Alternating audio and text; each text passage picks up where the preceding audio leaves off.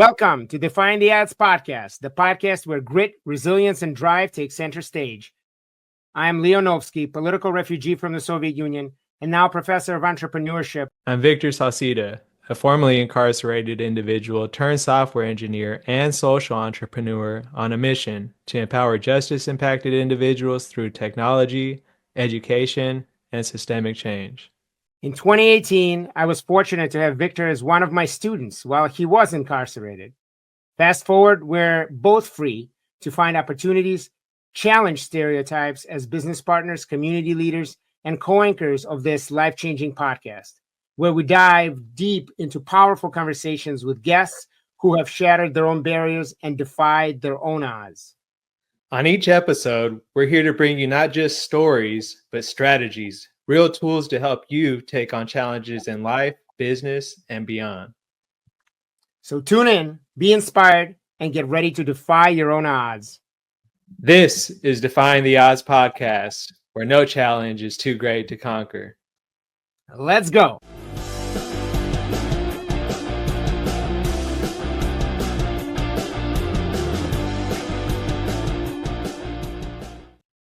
And it's always a pleasure to see you on here. I'm really thankful for this conversation that we're about to get into. But I do have a question for you. We're going to start off how we did our last episode and just ask how you defy the odds since the last time we chatted. Well, a couple of things, man. Defying the odds is a daily and sometimes hourly thing.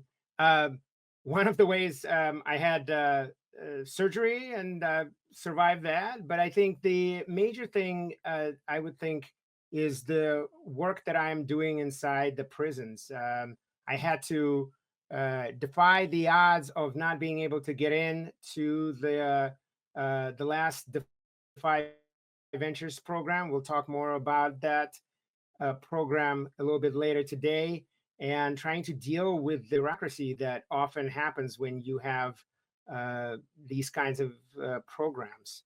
What about you? Yeah, one of the biggest ways I would say is becoming the Nantan of the North Houston area.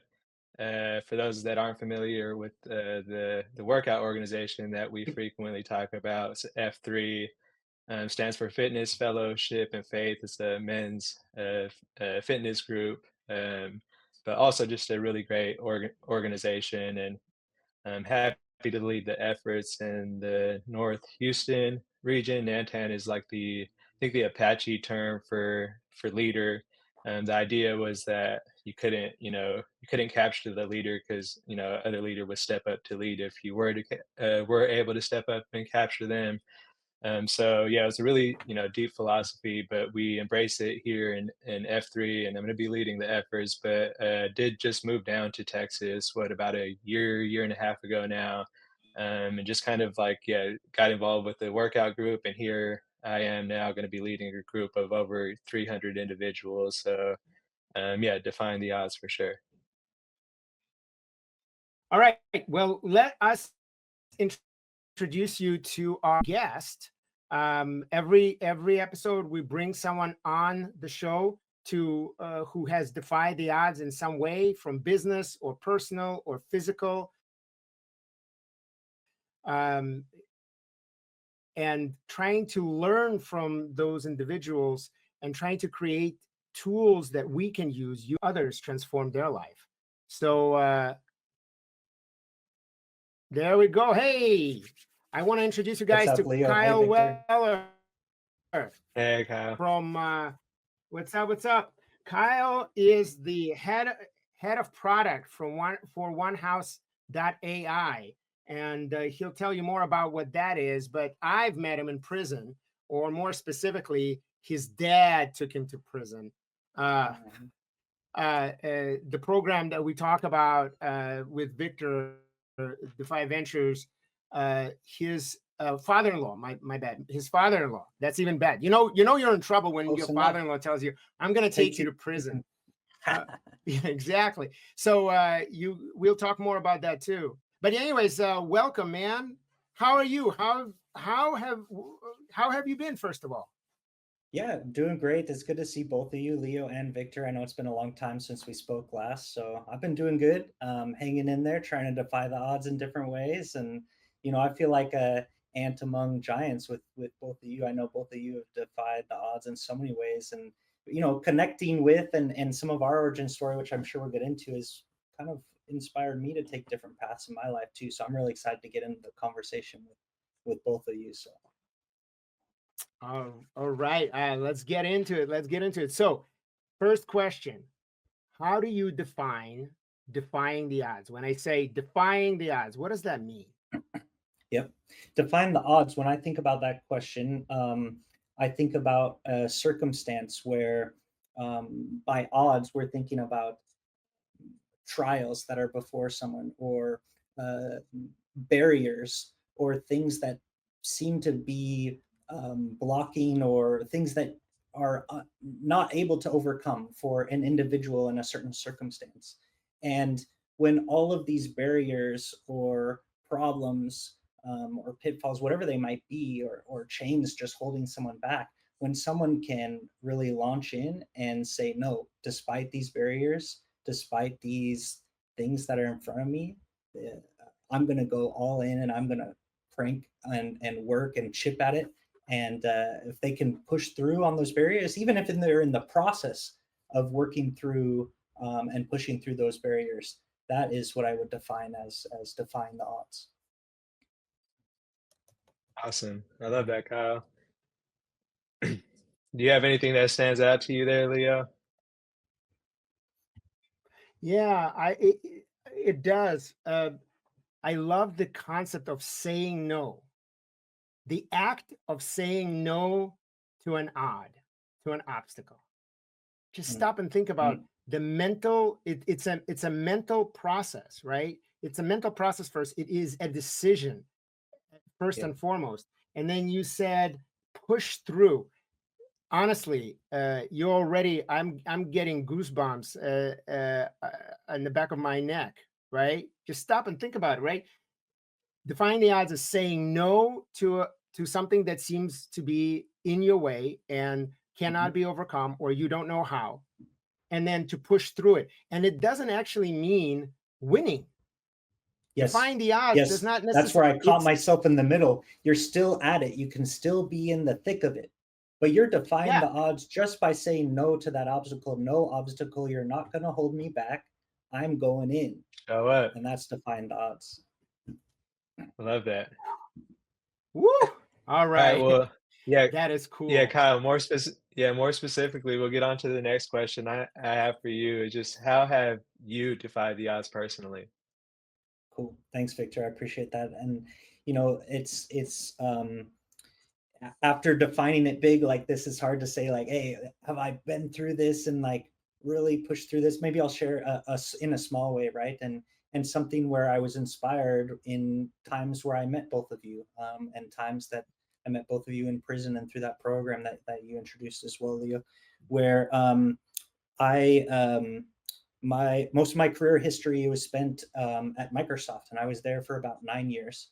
And it was all in data and cloud services and these very nerdy areas. But I came to a crossroads where actually um, I wanted to try something different, and I decided to jump into a brand new startup company. I was only a couple people in size, didn't even have a proper name or brand or anything about this. And I feel like maybe one of my defy the odds stories is in how I could go from being a cog in the wheel and then being in this like big megacorp to branching out on my own, and working down now at like, hey, we don't even know how to form the product or the business, or like how do we get started. I feel like that might be um, maybe a story about defying the odds, where people in that atmosphere, when they were looking at, hey, would this person be the right fit to join in with this group, maybe have been thinking, no, he's a big company guy, and I don't know if he's got that entrepreneurial spirit. And I didn't have like proof on my resume that I could show to being able to jump in and defy these odds. But here I am. I'm chipping away at it, and working on it right now. No, Absolutely that's love great that. because yeah, it's really interesting because I have a couple of follow-up questions here, but my observation is at that moment, I want to know the history actually. Yeah, How, so who asked you? So here you were doing your work inside Microsoft, and then yeah, somehow you ended up in One House. yes, What happened? What is the story? Because I always come back to the network and the community aspect of it. yes. So tell us who and how. Yes. So I was working on a product. It's called Azure Databricks, and I helped them launch that first version of Databricks on Azure. And backstory, this is like partnering with an outside company to Microsoft, which was a smaller, more startup company. We built this into a monster. We went from 0 to 9-figure annual run rate within 12 months. So we were doing really great. And I Wow. share this as a backstory because of like, I was in an amazing position at Microsoft where we felt like we were on top of the world. The product had very great reviews from our customers, and they were loving it, and the progress was all amazing. And recruiters were reaching out on the side on occasion, and mostly like, why would I want to change? Why would I change from something so great where I'm at? But then one recruiter, who was actually from a venture capital fund, reached out, and they said, "Hey, there's this new company that's starting in our portfolio, and they're looking for someone maybe of like you." And they described the thing, and it's actually like, hey, this is actually kind of interesting. So I don't reply to many of these at all, but I replied to this one and said, "Tell me more." They then CC'd who was the founder and CEO getting started, and I recognized his name. I hadn't met him before, but I recognized the name, and I said, I definitely want to meet this guy because I knew of the technology that he had invented a few years ago. I was following some of his stories and these kind of things. So I met him, Hmm. went on a walk with What was his him. name? His name is Vinod Chandar. Vinod Chandar. He's Yeah, our what founder was? CEO at our company, Hmm. and And and so he what created happened? How this. did he convince you? Yeah. Yeah, so then I went in there, and the original intent while I'm chatting with him this first time is like, how could you possibly build something great where it's kind of in competition for where I was at and what I was building currently. And so I was going in with like, how could you build something where like this mega machine is already here and launching and like going, like we're just gonna curb stomp all over this thing. And it wasn't on technical merits that he convinced me. It was what he started to describe as the use cases and the problems that would be solved for the users that were out there. And those I noticed immediately, like a light bulb, that like, hey, all of my customers today, if this existed, if they had this, they'd want to purchase, they'd want to move, they want to buy. This solves a pain that I know is there in the market. So as soon as I saw that, I was really excited. It was around the same time, Leo, too, to like wind back the story. The timing of this was close to the timing when I had gone originally with you guys in to prison and with Defy Ventures. So I was also fresh out of like in meeting with people and like, hey, how do we start companies Yeah, and they build the did it. They did it. Like, yeah. And so this is all stirring in the mind, and it's like, all right, let's take a risk here and let's go for it. Let's go defy the odds on this thing. That wow, is a that's big awesome. risk, but obviously it paid off, and yeah, it's usually how a lot of these stories start. There isn't like a clear vision going in. It's just like, Mhm. let's try it, let's see what happens, and Yep. here we are today. So yeah, kudos to you for taking the leap. Mhm. Yeah. Well, yeah, and we know firsthand because first of all, I am a serial entrepreneur myself and Yep. started several businesses. Victor came in and from the moment I met him, he had an idea of starting a web development business and education business, and guess what? He has it, which brings us to our Yes. break and our first two sponsors. The first one is Speak with Power Consulting, and this is a company that helps unlock untapped human potential. I know because this is what I do with my associates, is to help people overcome the curse of knowledge and the curse of fear that often happens when you present, and help them find the right stories to then change the hearts and minds of the audience. So if people out there are interested and want to find out more, they can go to speakwithpower.net, or contact me or follow me through Defying the Odds podcast. And I really going to, in fact, I'm going to probably start giving like one tip a week or something like that for people if they want to start speaking or putting something for themselves, whether it's on interviews or in a business meeting or on stage with thousands of people, or pitching pitching to get money and such. So that's our first sponsor. Victor, take it away. Yes, our next sponsor is Victory Codes, rather. I got the website here on the banner. We teach coding boot camp specifically for formerly incarcerated individuals interested in pursuing a career in tech. We also offer web applications and digital literacy courses. Our next cohort is going to be starting early January. We're going to have an info session December 28th. It's going to be virtual. So if you are in Washington and interested in pursuing a career in tech, we highly encourage you to sign up at victoryco.co. That's awesome. All right. Well, now let's get back to our discussion with Kyle. What we just talked about is this really pivotal moment in your life where here you are comfortable on top of the world, in the winning team. Your father-in-law invites you to come to prison with him. You say, sure, why not? And you have this transformative experience inside. And I know for a fact, because in the notes, we can put a link to the LinkedIn article that you wrote that was really, really powerful, that really touched me. And at that moment, right, as far as defying the odds, you're being asked to make a huge leap. And he sells you on his personality and his idea, and you say, sure, I'll go. So fast forward for us. Where are you at now? What's happening with the company itself? And then share with us, now looking back, this has been at least 3 years now?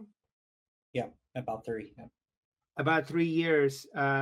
Share with us some lessons that you've learned by going through this really, really hard thing.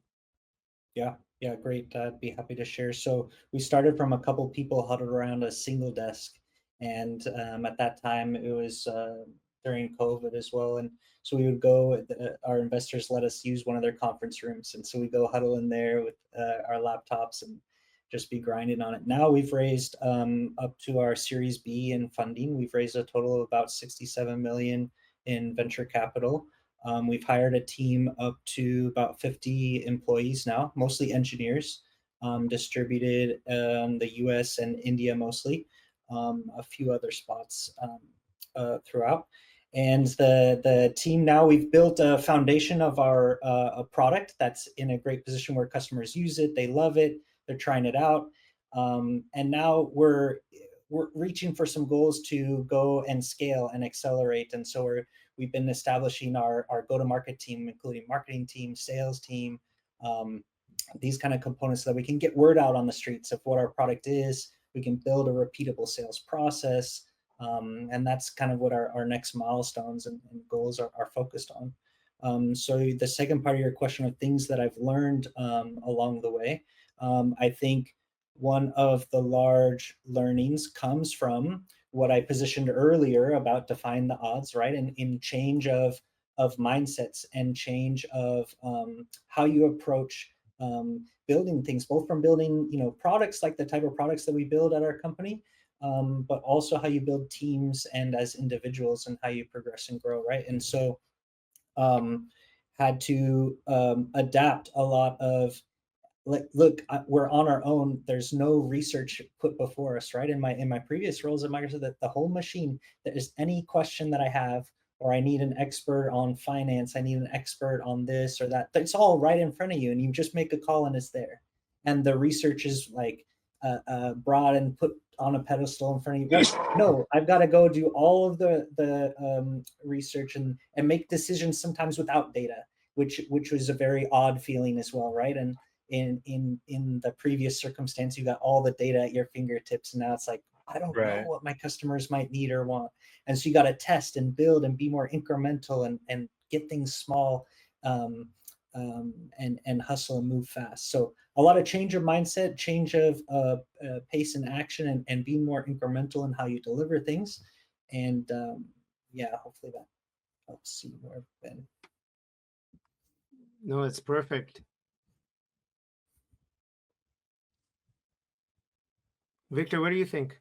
And yeah, no, in terms of like the sweat equity, I know there was like it seems like a lot of just things that you had to figure out and kind of do on your own as an entrepreneur going into business. What were some of like those learning opportunities or character traits that you had to, find out within yourself to kind of, succeed in this business? Yes, yes. I think some of those are being willing to try and fail faster. So not being Mm, afraid of like there's some saying, I forget which famous person it was. I wish I could remember these things on the fly, but they say something like if customers like the first version of what you ship, you did it wrong.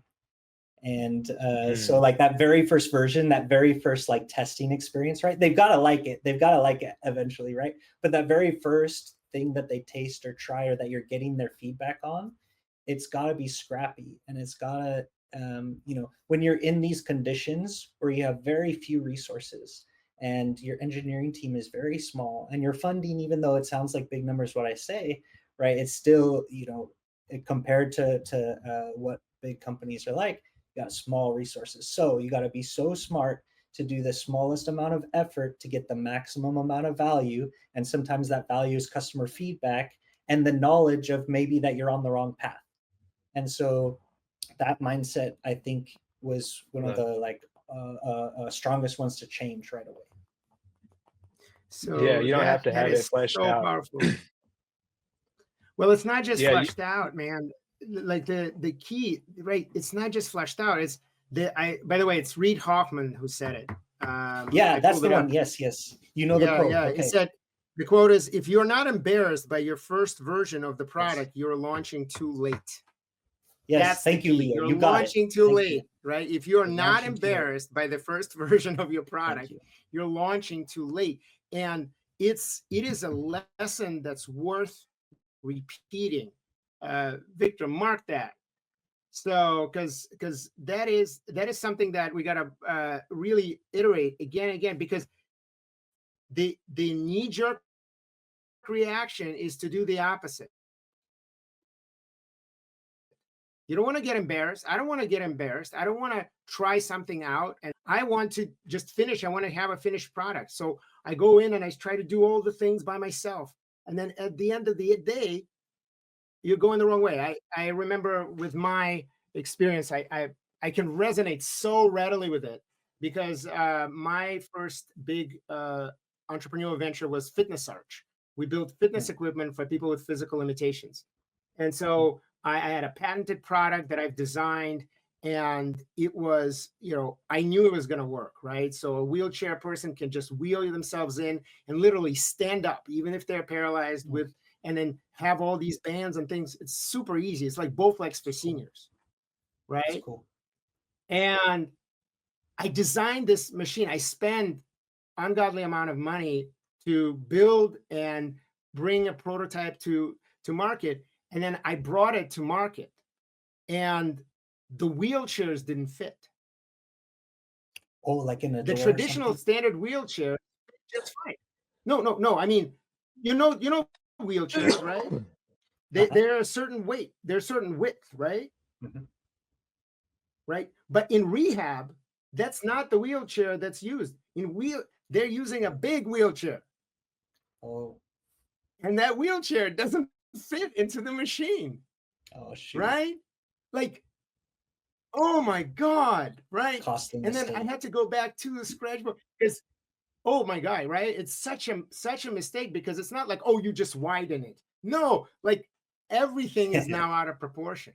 So we had to go and redesign the machine from scratch. But that is an example of, like, had I actually gone with my PVC pipe spray Yeah. painted model to the Yeah. physical therapy department, then I Yeah. would have gotten all that feedback and I would have saved so much Yeah. money. So to those who are listening, listen up.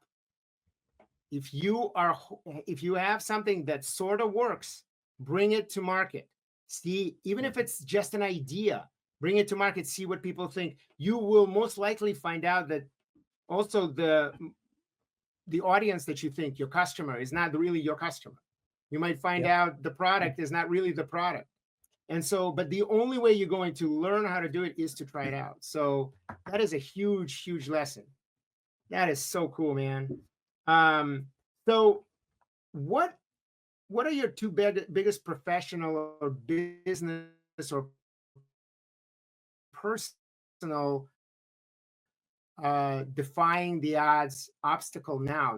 Yes, the audio cut out just a little bit there, but I think I heard the question. I'll repeat it back and you tell me if I got it wrong. What are my two biggest defy the odds obstacles in front of me now? Professional, personal, I think is what you said. I see that nod from Yeah, that's Victor. correct. So perfect. I would say I'll give you a professional and a personal one to give you some blends. So on the professional level, even what we're building today, even from the start, but maybe even more so now, in the space that we're in, we are facing massive competition. We're in the midst of, and building technology and cloud products like these. There's always stiff competition, but I feel like we're in this really precarious underdog position. And like we'd have to go into some really nerdy details here on the show to like talk about all of it. But there's three main like open source technologies that compete with one another, and we're building a foundation on top of one of these. And now the other two, one of them was created and is behind the company Databricks, which actually just announced earlier this week a Series J funding of about $10 billion. It's like one of the largest like private funding rounds that has gone on in this space. And so a tiny fish like ourselves and that type of a player, plus Right. the third player in this market is also something that has arms wrapped around them by another company that's called Snowflake. And so now we've got this like Databricks, large company at this point, very successful, very great technology. Snowflake also in the same kind of realm. And then you've got this small company like ours, OneHouse, right? And our product, what we're actually building as a product, isn't so much head-to-head competition with these players, but the open source technology, certainly there's a lot of overlap, a lot of hot competition. And now as we look at the optics and our customers that come through the door and all these kind of things, we have this very underdog position. So when you think about define the odds, and we defined that earlier, of having like massive like Goliath standing around you, and we're certainly there on we've established a great product so far. We've gained good customer interest. We've signed good contracts. So I can't share out like customer names here today, but like now I'm sitting in front of metrics that I need to hit before our runway is out, that we want to 10x our revenue, and we want to go do that by certain dates so that we can hit our next fundraise round and that we can accelerate our growth. But sitting in our position, like if you were to get down into the details of like what we're building in the competition, sitting in this position is, I think, a hallmark case study of what defying the odds might be. So that's on a professional level. I'll pause before I go on my. Well, yeah, I think just how this resonates with me is, yeah, there is always going to be, just like competition or these people that do feel like Goliath standing around you, but you can't let that dictate like how you operate your business. You Exactly. still have to find ways to make it work despite, all of these external factors that, you essentially have no control over. So if you're going to Exactly. let that consume, your operations, it's not going to go Exactly. well. So it's, yeah, don't the lesson that I'm hearing is don't let those things, get in your head. Stay a course, stay on the course, stay focused, and continue to defy the odds. Like you want to be in this space, you have to show them that you're here for the stay. That's right. And I love your perspective, Victor, too, because it's like you don't want to squarely just look at competition and like, how can I be like them and what can I? No. You define what your vision is, right? And you got to bet on that vision. And you got to, of course, you got to get the data and the feelers and the quick building to like make sure you're on that right vision. You build, you execute, doesn't matter what the others are doing. If you think that's what's going to make it, like go all in. That's what we're going for, shooting for the stars that way. Victor, um, uh, why don't you share a little bit about how you are actually trying to defy the odds with it? How am I trying to defy the odds with victory code? I think the biggest challenge that we're facing currently is, obviously the population is formerly incarcerated individuals in Washington state. It's really specific. And most of the time, these individuals haven't had experience, even touching a computer. And, they're interested in the idea of wanting to learn how to code, but don't know, like what that entails. It always, sounds catchy, like, oh yeah, I'd love to, get this, software engineer role where I'm working at this big tech company. Like it sounds good in theory, and then you get into the boot camp and stuff gets real. So Mm. I've just, I'm on my fifth or sixth cohort now, and I've seen, just how people approach coding. It's always, something everyone does it, everyone approaches it differently, and it's cool to see. But I think that like you have to it's the same attitude you have to have, right? You have to, Yeah, defy the odds there too, right? Like you're going into this heavy market with, people, especially once you get to like the interview process.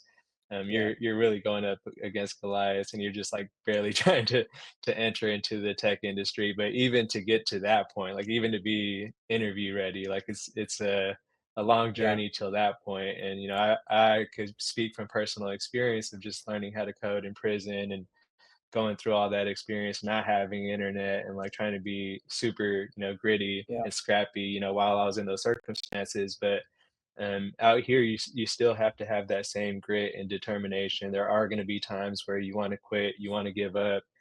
So we like I have to defy the odds all the time, and try to encourage mhm, individuals to stay afloat. Like you got this. You have the support network, the community to kind of be on your journey alongside you.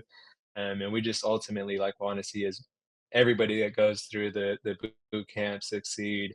But cohort after cohort, that we tend to like notice a theme of just individuals that can't commit to doing the whole course. And obviously there are a sure, lot of factors that go into place, but from a business standpoint, it's really hard to market it when so many folks are dropping. But at the same time, like for me, I just think about it, as like the ripple effect, or just like, planting the seed, showing them, yeah, what is possible. Maybe the coding boot camp wasn't, ready. It wasn't the right time for them at that moment. But, 2, 3 years down the road, they're just like, hey, I'm thinking about it again. Kind of like what I did, a few years ago. Let me try it out. So you never know where that's going to lead. And I'm not too concerned with, like how many people you drop off or finish. That's not what makes or breaks the business for me. Is the impact that it's having on people's lives and providing the yeah. opportunities for folks that wouldn't, otherwise have them. That's awesome, man. And honestly, I think like looking at your story is even more inspiring than looking at my own story. Because when I think about you and your story, and you think of defining the odds, I feel like you've faced those demons and those odds and those barriers, and like in such a different way, in such a different level than many would get to experience. Like, what was it like for you when you first went in that first transition process, and in re-entering, and then just making the decision to go after this is a bold and brave decision, to go and build victory code as well, right? So For I would sure. love to hear that. Cool. Well, so talk about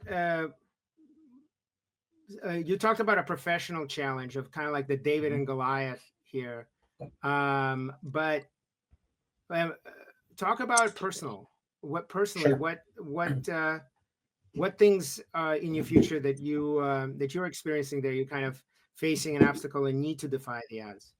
Sure. Yeah, I think on a personal level, there's probably a few dimensions on hey, like personal growth and development and these kind of things. Maybe I can share one that's, really close to the heart and something that is kind of recent as well. So I've got 3 kids at home. I think you know that, Leo, as well. So Victor, I got 3 kids. I got a 9-year-old, a 7-year-old, and a 2-year-old. So we got our hands full with lots of kids, and balancing the work and family is always something that I try to work hard on and make sure that I spend good time with the kids and family. Right. Of course, there's like a lot pulling on me on the other side, so it's a tricky balance to land right. Something that I learned, that like us as a family learned just this year, is my 9-year-old son. He was diagnosed with autism, and this is for folks that are familiar with the space. ASD level 1. So he's a very smart kid. He's super brilliant and special in many ways.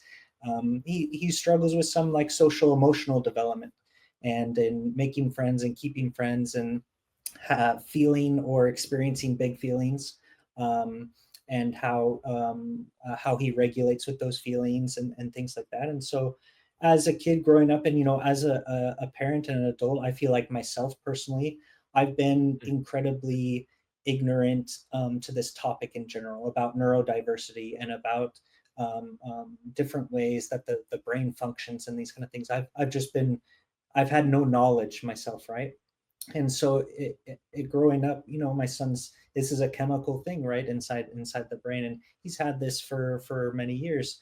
Just that as a kid is growing and developing, it's hard to spot those things as it goes, right? And hey, maybe this is something that's, it's just chalk it up to being a kid, right? And things will be different next year, things will be different next year. But as the age at, he's about 9 years old now, and you see the comparison to how his peers have developed, and that gap has widened. And so we had some recommendations from some trusted people to, hey, maybe look into this a little bit. And so we explored, and we went down this journey, and we learned about this thing.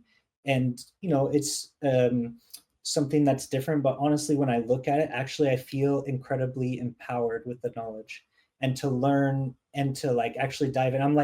I'm reading research papers, medical research papers, and I'm studying this thing, and I'm like reading, I'm like, I need to know about this thing so I can know how to be a better dad myself, how to be a better father, how I can help him and in his navigation, right? So we've been engaging in different types of therapy, engaging in different ways to explore medication, these kind of things. And it's all a learning journey right now. This is pretty fresh for us, but in the midst, everyone has a different journey and path. And um, I feel like this is a big area of opportunity for growth for myself in learning how to adapt, and also be better and supportive, and really lean in for the best on this.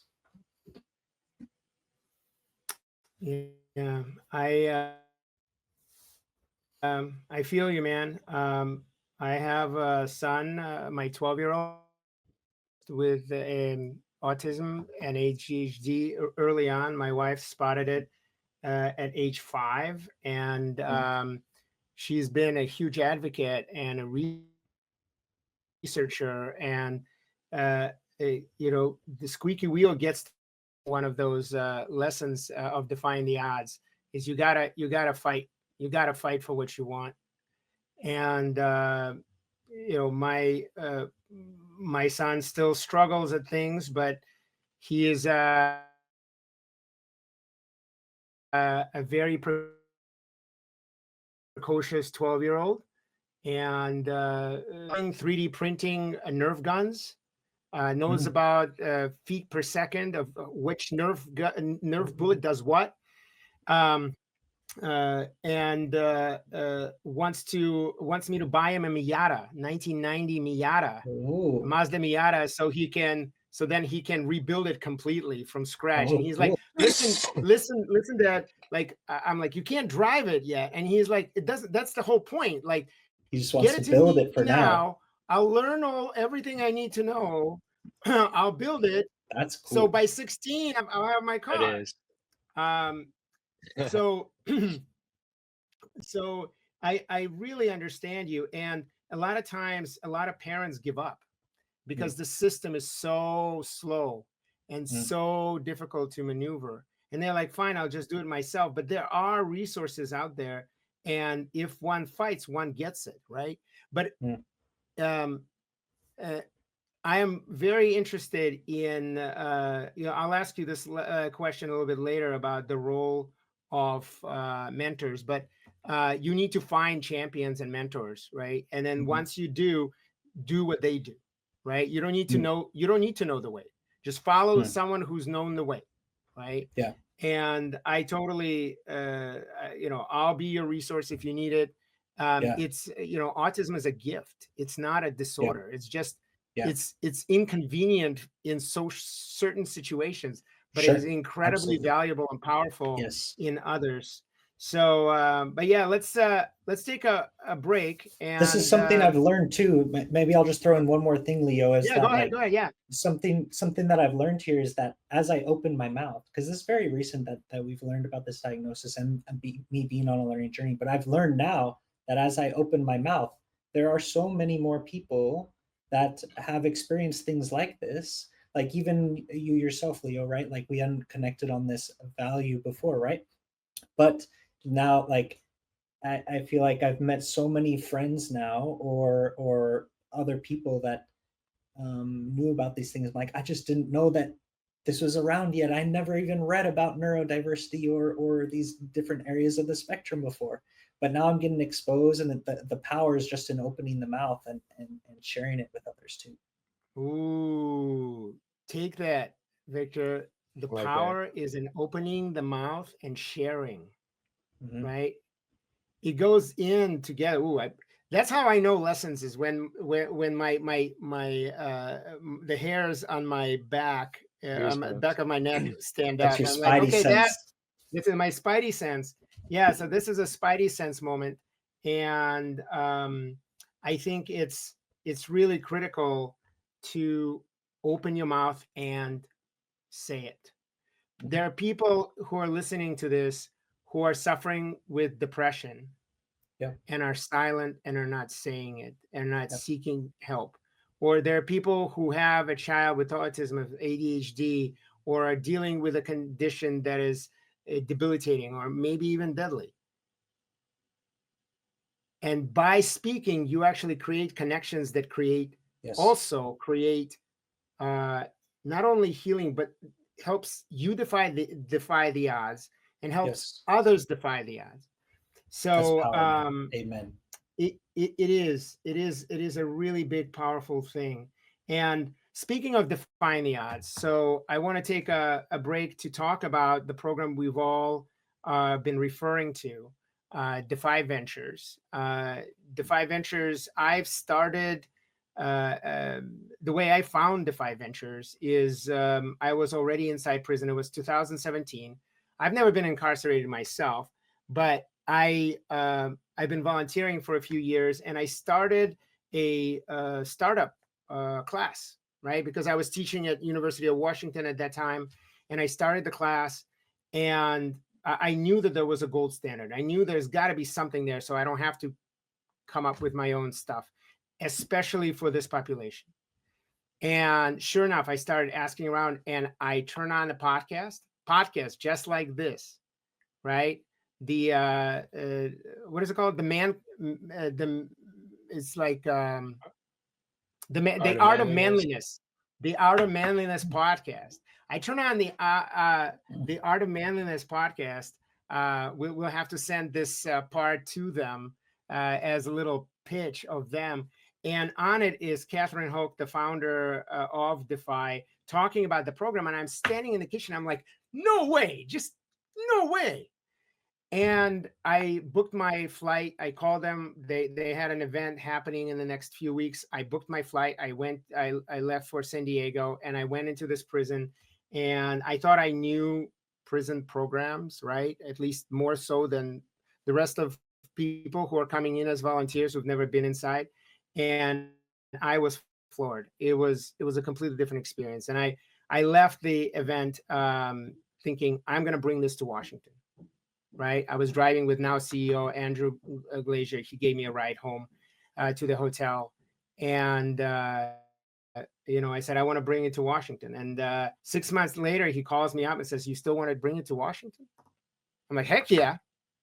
And so I did. And then long story short, now Defy Ventures is in 2 prisons, going on 3. We just found out that we're going into the women's prison Oh, congrats, in man. Purdy. And we have 3 programs going. Yeah, 3 programs going at the same time. And they're going to be a sponsor for Defying the Odds podcast. Cool. Let's go. So that's been a huge thing. And of course they have to, because one of their graduates and one of their teachers are running the show. But I wanted to put a plug up. Victor, you want to put their information up? There is Yeah, an be happy to. opportunity for those who are there are time-bound opportunities for those who are in Seattle area or can travel to come to the business coaching day, one of their coaching days where they bring in volunteers to help coach the entrepreneurs in training. And that date is March 12th. And but there's a trick. There's a catch. The catch is you have to apply by January 3rd. So because they take such a long time to actually process the materials, you have to go that long, that far ahead. So if you are listening within that time frame before January 3rd, and you are either an entrepreneur or a business person or a manager or any kind of experience, or maybe you are someone with lived experience, someone who's been inside the prison, come sign up. It's free. It's going to be the most intense 8 hours of your life, and you'll never forget it. And you'll make more difference. You'll make more difference in those 8 hours than you do in a month, 2 months, whatever. So go check out defyventures.org. If you do miss that opportunity and you still want to go, you can always reach us. You can reach them. We are Defy Ventures is in 9 states and in over 25 prisons.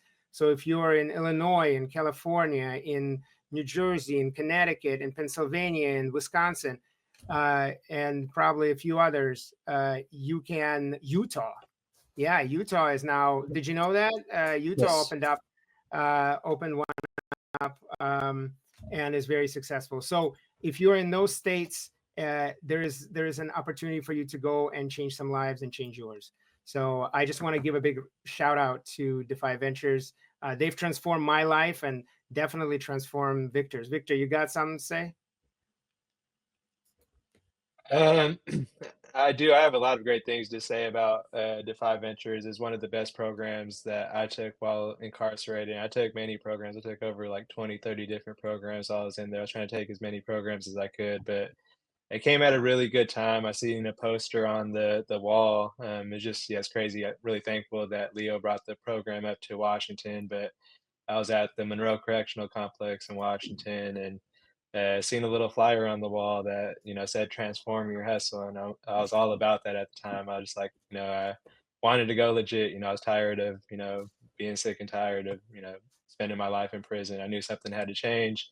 I knew I had valuable skills. I was a really successful or at least what I thought was a successful, criminal until ended up in prison, and things had to change. But yeah, I'm really thankful for the opportunities that it presented. I think the biggest thing that I got out of the Defy Ventures was network and community.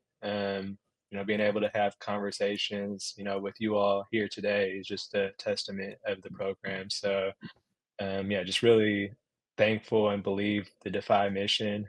Really thankful for all of the volunteers. If you've ever came in to volunteer at any of these events, we really appreciate it. I could talk, firsthand from having the volunteers come in while I was in there.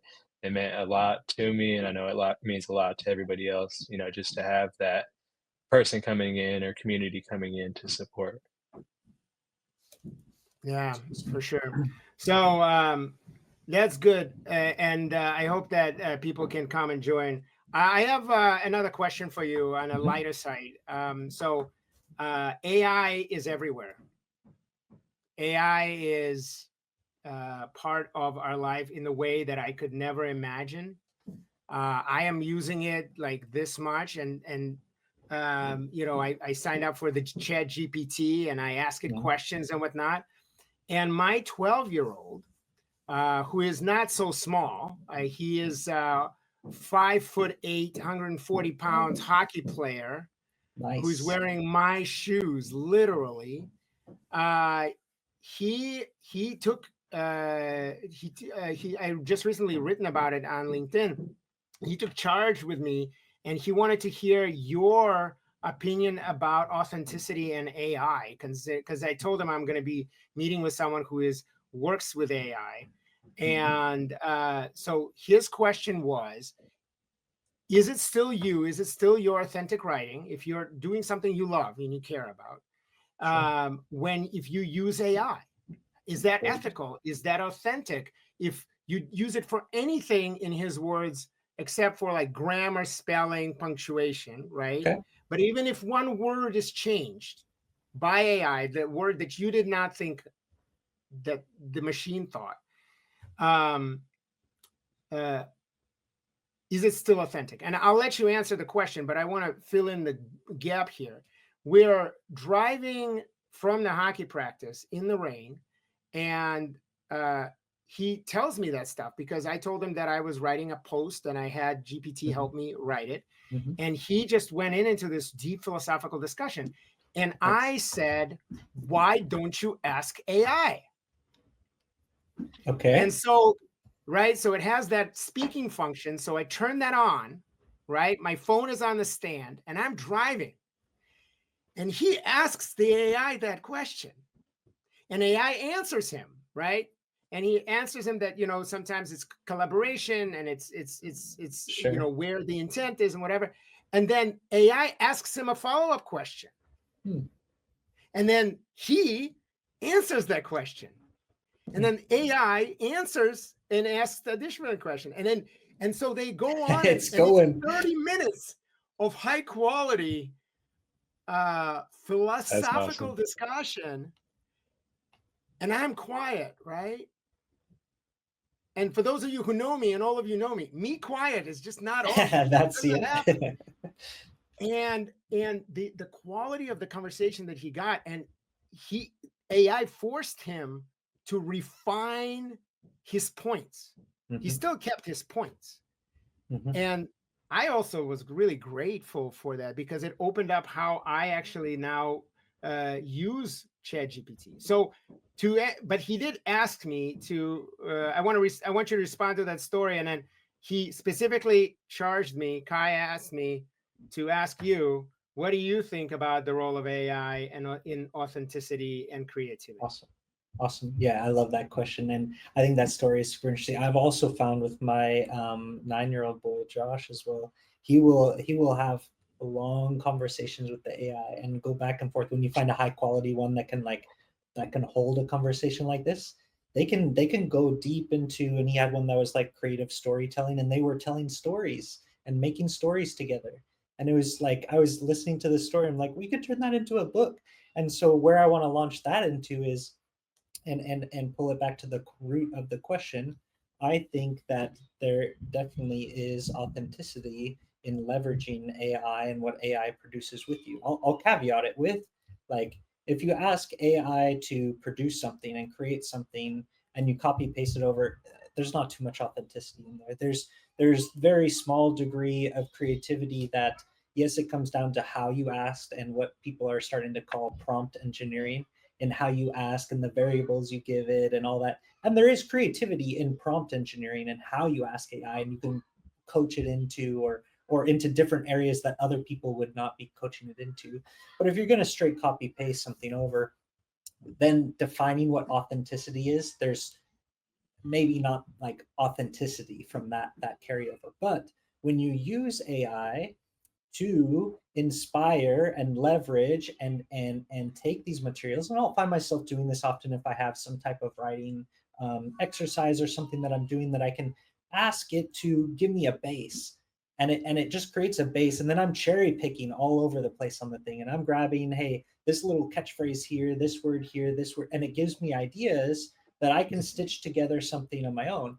And absolutely, that's like authenticity at its core. I used it and I created something authentic out of it. And so, but also like that, just that experience that you had with your boy and what I shared about mine, like in how they creatively just like had a conversation going back and forth, and that's authentic right there too. And That is, I yeah, think so that like, becomes extra authentic, right? By the way, yeah, you heard it. I just want to say that you heard it here first from Kyle Weller.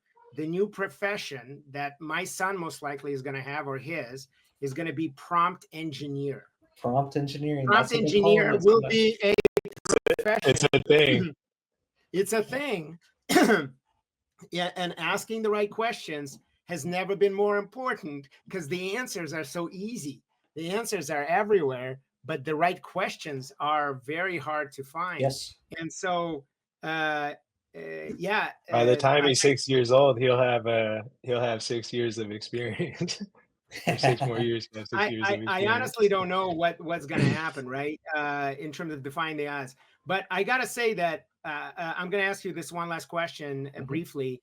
How can we use AI? How can you see AI helping those who are disadvantaged, Yes. like formerly incarcerated or Yes. immigrants or others, defy the odds, even the playing field?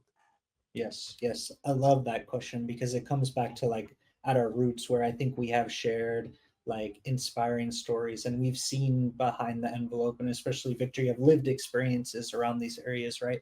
And so I think that AI, like why I'm so excited about, not because of like, hey, it's cool, it's sexy, it's innovative, it can like do fun things, right? No, it's because it can actually level the playing field. And it can now, someone that is newly re-entering into the workforce, or they're thinking about or brainstorming how could they start a business, or how could they get up off their feet, or even just asking it like, where can I go find a job? And you ask ChatGPT that, and it responds with some ideas. But then you ask the second question and you say, well, I need ones closer to me, or actually these are some things that I enjoy doing, and you start refining it and like this type of information. Yeah, you could like Google search and like get these things there, but AI can now create and produce and be your companion at making plans even together. Like I saw this one person that was creating like an AI planning tool, and it was brilliant. And he asked it, he said, I want to create a business to drive $1 million in annual revenue. And he gave it a couple parameters and he said, make me a business plan. The thing spit out this incredible business plan, and it had goals and milestones, and it gave him, and then he's like, no, give me my action list. What do I do this week to start? What do I do this week? And it gave him this incredible list. It was actually like, it brought it down to, because sometimes these answers will get fluffy and stuff, but he tried to pinpoint it down, and it gave him a great answer. And it's like 7 like things he could execute and finish this week to start him down the journey of creating $1 million annual recurring revenue business.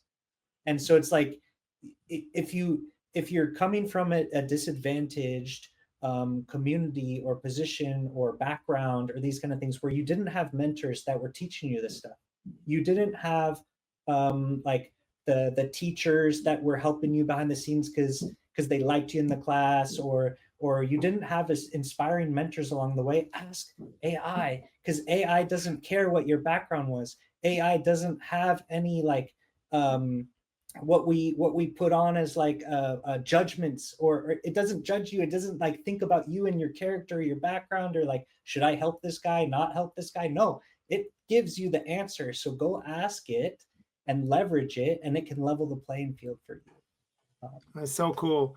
Well, this was a marvelous discussion. Thank you so much, Kyle. Thank you so much, Victor, for helping me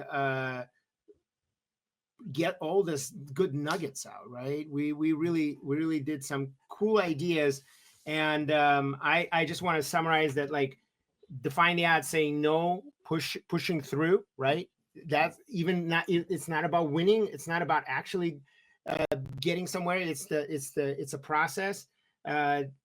Focusing on adaptation, right? Focusing on using what you have and improvising and creating a minimum viable product that is not perfect, and you still use it and get it there.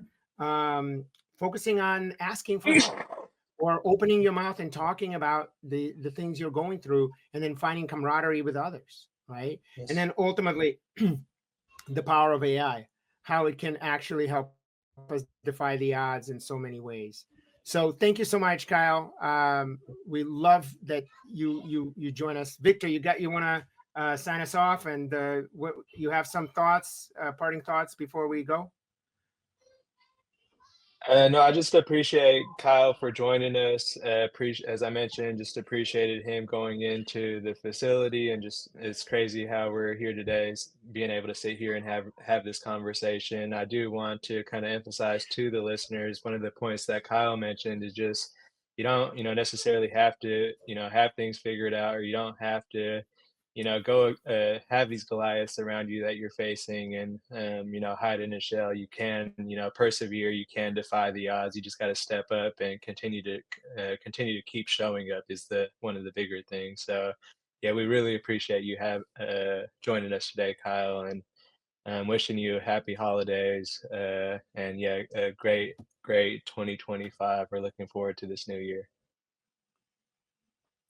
Thank you both for having me. It's been a pleasure. The conversation's been riveting, and things that I learned, things that you guys have inspired me, and hopefully some good nuggets to share to the rest of the audience too. So let's do it again anytime. It's awesome. All right. Well, take care, everybody. Join us for the next episode of Defying the Odds podcast, where no challenge is too big to tackle.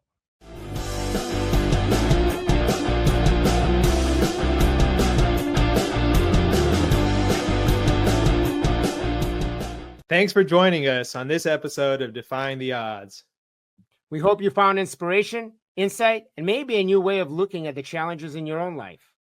Remember, defying the odds is a mindset, and you have what it takes to overcome anything.